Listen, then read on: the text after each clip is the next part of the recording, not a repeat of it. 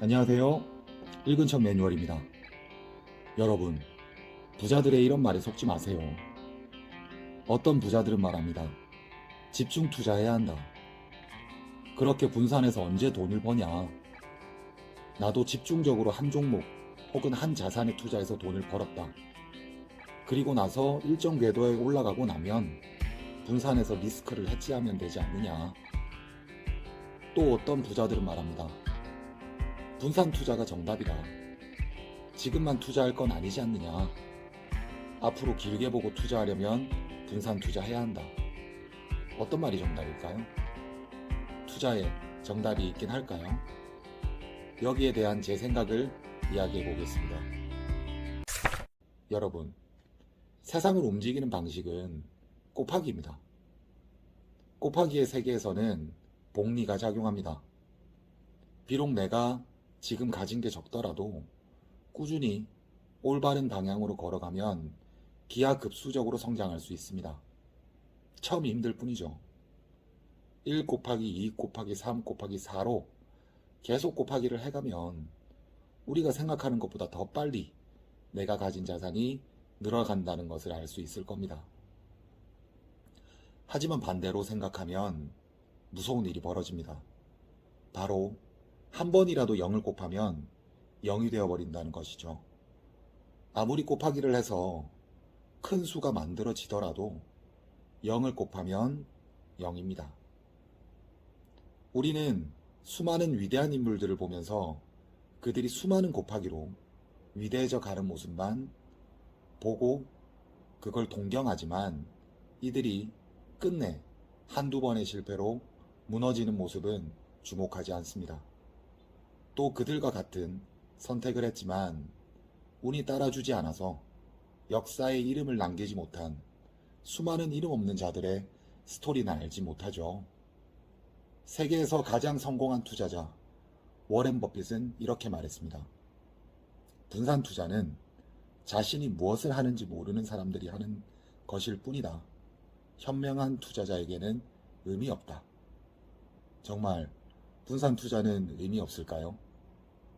이 말을 거꾸로 하면 집중 투자는 현명한 투자자한테나 해당되는 이야기라는 것입니다.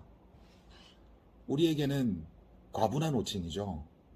거기다 우리는 버핏 하면 이 말만 기억하고 자신의 무분별한 몰빵 투자를 정당화하지만 버핏은 이와 전혀 다른 이야기를 하기도 합니다.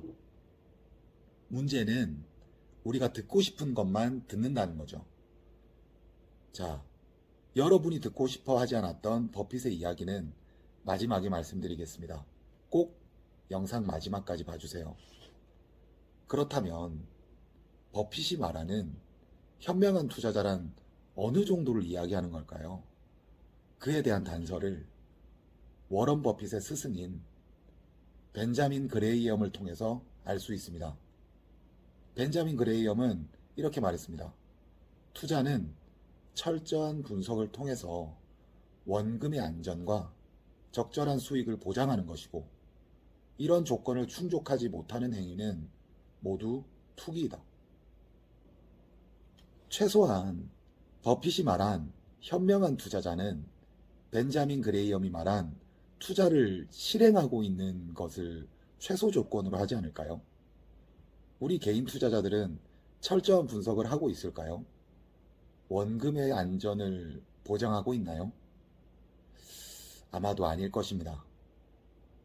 자, 그가 말하는 철저한 분석이란 어떤 것인지 한번 살펴볼까요? 히말라야 캐피털의 회장이자 중국의 워렌 버핏이라 불리는 리 룰은 자신의 대표적인 대박 성공 사례인 팀버랜드에 투자한 과정을 이렇게 밝힙니다. 팀버랜드의 몇 년치 재물을 보면서 왜 좋은 주식이 싸게 거래되는지를 확인하고 많은 송사에 얽혀 있다는 사실을 찾아냅니다. 그리고 어떤 재판인지를 찾아보고 재판 문서를 다 찾아서 읽어봤다고 하죠. 일단 여기서부터 우리는 막힙니다. 쉽지 않죠, 이렇게 읽어보는 게. 그리고 이것만으로 어떻게 될지 파악하기 어려우니 오너가 사는 마을에 찾아갔다곤 합니다. 가서 오너와 오너의 친구, 지인, 마을 사람들, 그리고 가족을 모두 만나보고 오너의 성향을 파악한 후 확신을 얻은 그는 자신의 모든 돈을 팀버랜드에 올인했다고 합니다. 그래서 그는 말하죠. 가치 투자자는 탐사 기자처럼 리서치해야 한다고. 야, 이거 개인 투자자가 할 수 있을까요? 특히 직장을 가진 직장인 투자자는요. 정말 기업을 공부한다는 것이 쉬운 일이 아닙니다. 투자에서 성공한다는 것은 더더욱 어려운 일이죠. 우리가 이 정도로 리서치를 할 수 있을까요? 지속 가능한 의미 있는 수익을 올린 투자자는 불과 상위 5%에 불과하다고 합니다. 나머지는 의미 있는 수익을 지속 가능하게 올리지 못한다고 해요. 처음 이야기했던 것처럼 세상은 곱하기입니다. 단 한 번 0을 곱하지 않고 끝까지 살아남으면 우리는 우리가 생각하는 것 이상의 부를 얻을 수 있을 겁니다. 저는 우리가 분산 투자를 통해서 천천히, 그렇지만 확실하게 부를 이루는 것이 정답이라고 생각합니다. 살아남는 것이 가장 중요하니까요. 버핏은 왜 당신의 방법은 간단한데 왜 아무도 따라하지 않느냐는 아마존의 창업자 제프 베조스의 질문에 이렇게 대답했습니다. 아무도 천천히 부자가 되고 싶어 하지 않기 때문이다. 패시브 투자는 좋은 대안이 될 수 있죠. 절세할 수 있는 연금 계좌에서라면 더더욱 좋은 수익을 기대할 수 있을 겁니다. 포트폴리오 비주얼라이저의 몬테카를로 시뮬레이션으로 처음 100만원으로 시작해서 매월 100만원씩 미국 대형주, 즉 S&P 500에 약 30년간 적립하는 것을 백테스트 해보겠습니다. 5종류로 시뮬레이션 되는데 가장 운이 좋은 경우가 위쪽, 가장 운이 안 좋은 경우를 아래쪽이라고 했을 때 그 중간치를 보면 10년 차가 되었을 때 2억 1천만 원 정도 됩니다. 놀랍죠? 이것만 해도. 그리고 20년이 되었을 때 그 중간치는 놀랍게도 더 놀랍죠. 약 8억 정도. 그리고 마지막으로 30년이 되었을 때 그 중간치가 약 24억이 됩니다. 만약 우리가 사회 초년생 20세 때부터 투자를 시작해서 이런 식으로 적립식으로 투자를 했다면 50에 벌써 24억이라는 상당한 자산가가 되어 있겠죠. 자, 여기서 가장 운이 좋을 때는 59억, 그리고 가장 운이 안 좋더라도 거의 10억의 자산을 보유할 수 있음을 알 수 있습니다. 이 운이 안 좋을 때가 가장 중요하죠. 우리의 하방 지지선이라고 생각할 수 있으니까요. 자, 그런데 10억이면 우리나라 상위 10%의 가구 자산 수준입니다. 상당히 높은 수준이죠. 어떤가요? 대단하다고 느끼시나요? 아니면 수익이 실망스러우신가요? 그렇다면 패시브가 아니라 개별 종목 투자로 들어가 보죠. 꼭 이런 식의 패시브를 운용하지 않으시더라도 개별 주식을 투자한다고 하시더라도 반드시 한두 종목에 몰빵하지 마시고 최소 4종목 이상으로 분산하시기 바랍니다. 앞에서 말씀드린 여러분이 듣고 싶어 하지 않았던 버핏의 말을 해보겠습니다. 자, 버핏과 그의 오른팔이자 최근 돌아가셨죠. 찰리 먼거도 집중 투자자로 알려져 있지만 수익률의 지나친 변동을 줄이기 위해서는 투자 종목을 최소한 4개 이상으로 늘려야 한다고 말했습니다.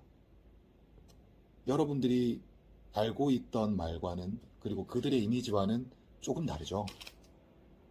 4개 종목으로 분산하면 연 수익률의 표준 편차는 29.7%로 한 종목에 투자했을 때보다 19.5% 하락하면서 분산 투자의 효과를 상당 부분 누리게 됩니다. 그리고 투자 종목을 10개의 종목으로 늘렸을 때 표준 편차 23.9%와 비교해도 큰 차이가 없죠. 버핏과 멍거가 말한 것처럼 높은 수익률을 올리기 위해서 집중 투자는 필수입니다.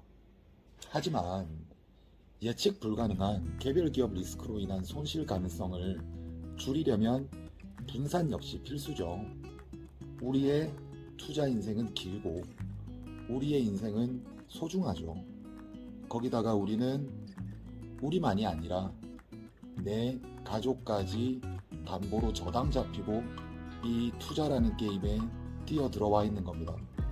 확실히 우리가 생각하는 것보다 좀 더 보수적일 필요가 있죠. 어떤가요?